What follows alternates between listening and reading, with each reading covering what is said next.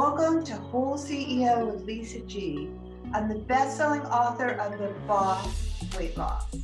I'm bringing you the top tips to be unstoppable. This is a once-in-a-lifetime opportunity to actually pull up a chair with today's top experts in mindset, weight loss, business, and more. Learn our top tips so that you can have more energy, be fit and resilient, feel unstoppable, unshakable, and unbreakable. Turning obstacles into opportunities is what we're all about today. His mission, which he chooses to accept daily, is to roll up his sleeves and help create a culture within his company, as well as within his daily routine that develops an unstoppable life, and realizing that growth is a constant by building a culture of a company that you can strive to build long-term and impact greater good for business, combining skill set with mindset. He helps companies form a more unified vision around the direction of their leadership. The side effect of this development, individually, you and the people that work for you begin to transform into better versions of themselves, which positively impacts their home and community. Jeff Murray, welcome to the podcast. Thank you so much, Lisa. I greatly appreciate you. And it was beautiful. I really humbled to hear you speak of me like that, and then just to read that. It's kind of surreal sometimes. Part of the program. Well, I follow you. I know we met on LinkedIn through mutual connections and classes, and I really love Brash Leadership, your podcast. And I wanted to talk to our audience today about how they can be unstoppable. So let's dive right into the content. Absolutely. Let's do this. All right. What makes a great leader? A great leader, that's such a great question, right? So for me, honestly, it all starts with integrity. Integrity is such a key element of anything that we do as leaders, and the directional path that we go. It really helps shape and builds trust, because one of the biggest things, whether you're a new leader or a well-established leader within an organization and you're bringing on new people, one of the things that you have to do quickly is establish trust. And one of the best, if not the best way to do that is through integrity. And aside from that, that's definitely the key point. There's so many other pillars within sorry about the beep on that, but there's so many other to create just a great context around but if I were to say one other thing about leadership, to me, it exemplifies what it means to be a servant leader, is to let go of your ego. It's one of the biggest things that I with people, because so many of us, we get into that position of power and we're just focusing on the promotion, we're focusing on, and we lose sight of the purpose. And the purpose at the end of the day is to really focus on our people, and focusing on the people will inevitably, it'll help out the company growing in a much more exponential way, because they're going to be focusing on the people that are serving for the business and that they're serving for the business to help the business grow. So letting go of the ego and understanding that your role is not to be this powerful, like tyrant type person, but somebody who really dives in and somebody who really leans in and continues to work and cultivate something just amazing for everybody that's involved in the company, and creating a culture that's just second to none. I love the way you say it, like it's something so easy for the leaders to let go of their ego. I mean, that's easier said than done, but I love your approach about it.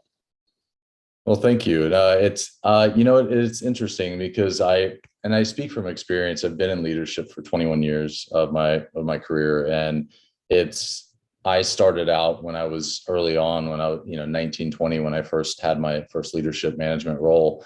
It was tough for me, where I was a little disgruntled at that time because of experiences I had through sports, and teamwork being something that there was a lot of I before we, and it was one of those types of things where I saw this shaping, and it did it harmed me. It bothered me for a while. And it took me a while to re-grasp the mindset of what I had had growing up for the most part, and realizing like, oh, this is all a team effort. It's a team effort.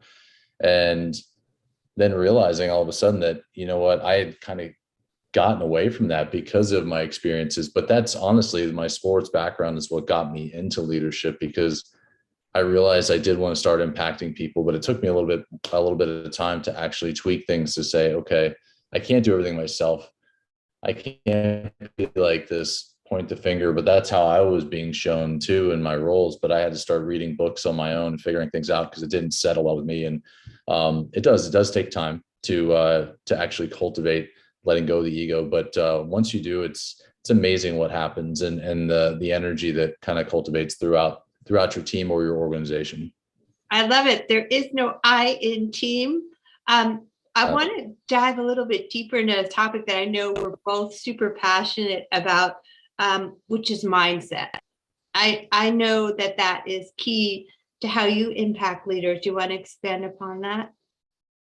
Absolutely. Yeah. So for me with mindset, there's nothing that we do in life that doesn't involve mindset. And I know you feel the same way, Lisa. Absolutely. And it's the thing that I've realized too, is we can have all the skills, all the capabilities in the world. And yet if our mindset isn't where it needs to be, everything that we've worked so hard for just completely goes out the window. And it doesn't matter anything that we do in life. Really, it's whether it's in business, whether it's in our personal life, whether it's our intimate relationships, whether it's just in walking down the street and doing something for somebody else instead of just walking right past them. Maybe it's somebody that's, I don't know, maybe it's a homeless person, and just assisting them with something. Or like, I know I used to all the time, I drive around with a bottle of 24-pack water and like granola bars. And I would like just drive through, and I would just stop and give.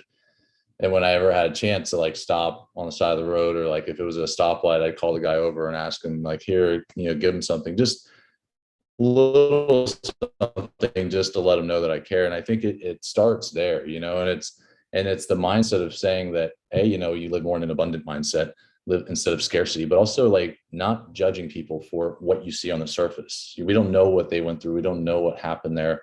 And that translates into business in the sense that with mindset, we have a tendency to fall into this realm of prejudging people based off of an external element, or maybe something that we've heard, and we never actually truly dive in to find out what actually is entailed with that. So one of my big focuses is just talking to leaders and working with them to let go of that judgment, because the judgment typically where it stems from, and a lot of people that I work with, it stems from inside themselves. It's a projection out onto whoever it is that they're looking at. Yeah. And they don't tend to that's their way of trying to let go of who they're afraid of being, or they're afraid that that's the part of them that they're afraid of. So they project it out, and they find people that they can pinpoint it on. And it's about taking care of yourself and understanding yourself, and really taking a deeper dive into who we are as individuals, aside from leadership, to work on that mindset of what we represent for ourselves, so that we can represent ourselves to everybody else that they're in charge of in a much better fashion. Well, I love the new kind of leader that you are in the servant leadership, and all that you represent with like mindset and holding back on judgment, and understanding that it's coming from them, and trying to lead with empathy and walk a mile in their shoes before you just understand where you misunderstanding. I think communication is something that's really important. If you think something, but it might not be true, isn't communication also important in your kind of leadership? Oh, I mean, it's penultimate. That's part of the trust factor, what forms. I mean, communication, and it's interesting because I just posted something the other day about this, and and so much in our society today, now that COVID's hit, communication it's great. I always tell people to overly communicate, but it's taken on a different form, because now so many companies are working remotely. So many, they have employees all over the place, and yet they're saying like, oh, we communicate thoroughly all the time. Like everybody knows everything, but that actually can be a major problem where you have too many people involved in too many different elements of communication, where it's now causing people to feel burned out and wanting people to feel like they're underproductive, because all they do all day long is spend their time communicating back and forth in like the multiple different channels that they have. Right. It's about having really succinct communication, having a very clear message, and communicating to people in a fashion where everyone can understand it, but it along the right levels. I mean, if you're like a sole proprietor, that's a different story. But when it comes to like businesses and you have multiple people, anywhere between 5 to, who knows, 5,000 people, right? Correct. It comes down to who are you communicating to, and ensuring that they know that they're supposed to communicate this down to these channels. It doesn't need to be all hands in. Everybody knows everything about everything that's going on. It can be communicated in a much better fashion. And so there's over communication in the sense now where people know too much, and it's causing a lack of productivity because they're constantly responding to different forms of, whether it's email, there's things like Slack, Microsoft Teams, Zooms. I mean, people are on, their computers all day long doing different things, and not counting text messages and, other types of messaging. And then of course, phone calls. It's nonstop, and you spend almost a third of, to half of your day just responding to things all day long. And it becomes overwhelmed, and it's unfortunate, but it's about dialing it back and being more succinct in communication and having it extremely clear so that everybody across the board knows their role and where they need to be at any given moment, but without it being over the top. I love the way you brought up how overwhelming and stressful it can be to be so accessible these days. And with all these people, it's almost a tyranny of over communication without really listening, because that's the other part of communication.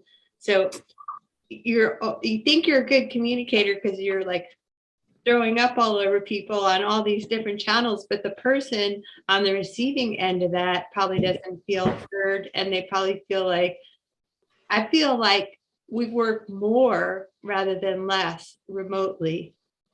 Yep. Because there's no boundaries. Like your stuff can go with you into any part of your house, can it? That's the double-edged sword of it now, right? It's you see that side of it, and we're like, oh, that's such a wonderful opportunity. And it is good because you can now live wherever you want. Right. However, if you're a salaried employee, there's this, when do you turn it off? And that's, boundaries. Yeah. and it becomes, it's never enough. And I think because it's still so new for so many, they're like, well, we're giving them the autonomy because they're working from home. However, there's like such a lack of autonomy because now they're constantly communicating like, did you do this? Did you do that? And it's like constantly just badgering all day long. And you're sitting there like, wow, you feel like you're always having somebody over your shoulder, even though you're literally sitting in your house by yourself. And it's overwhelming. And it is, unfortunately, becomes underwhelming for your desire to continue working in that kind of environment. And some people have actually expressed, I'd rather just go in the office because it felt a little bit better, because at least I was around other people and I could talk to other people like about other stuff, and you just had a different energy, and they felt like they were more productive when they were in the office, which is really interesting. I still think we should live in a world where things are remote. Yeah. However, we just need to dial things back and just kind of pump the brakes and say, I trust people. Yeah. And that's where the leadership is. They say they trust because they're giving people remote. However, they're still over communicating and constantly checking in, which subconsciously causes people to feel that they're not trusted. Yeah, so that's like you're micromanaging people. Well, my last question for you then, as pertaining to that, is about accountability. Like, why do we need to look at accountability differently now that everything's different?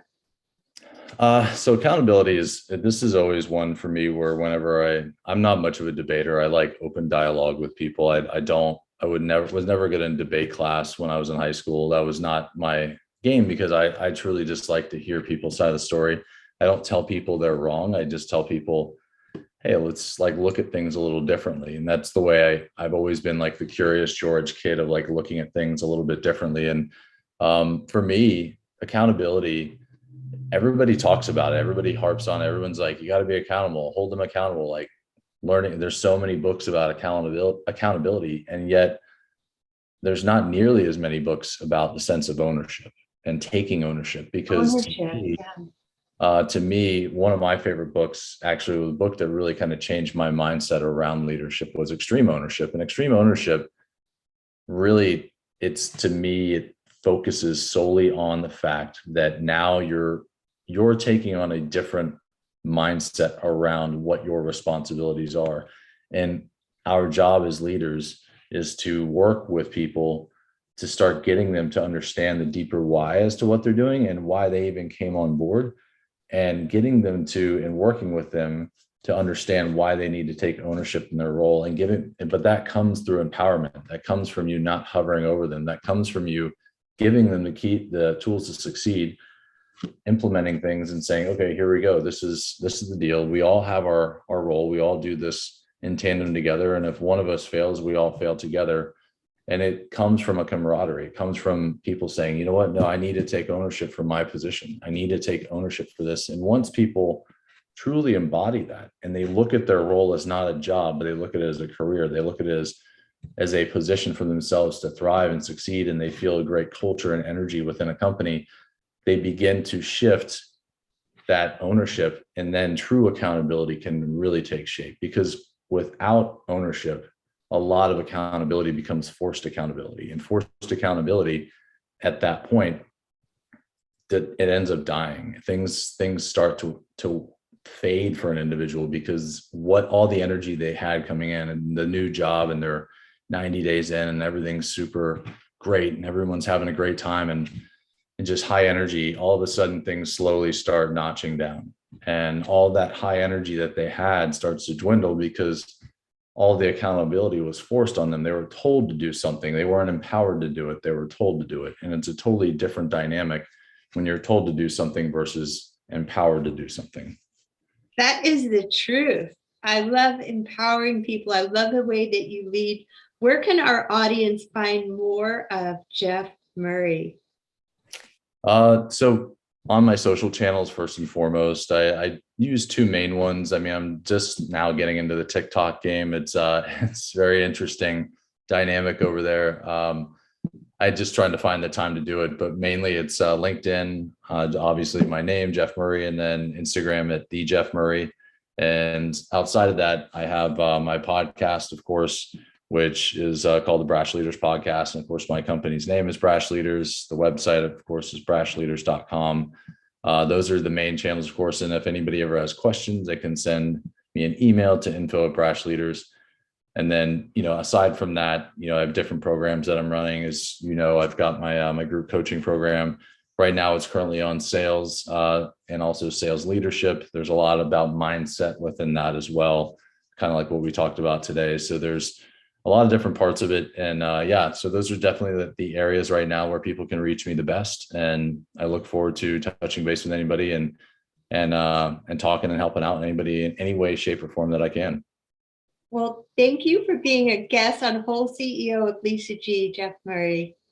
Thank you so much, Lisa. I'm super grateful to be a part of it. And I love all your stuff and all your content that you put on LinkedIn as well. It's always super entertaining and very informative. Thank you. Thanks for coming to WholeCEO with Lisa G. After over 20 years helping people lose weight and get fit, I'm so excited to announce that I found the missing link with my coaching. Message me if you want to learn how to look better, feel better, and go faster with a master. Lisa G at lisagfit.com.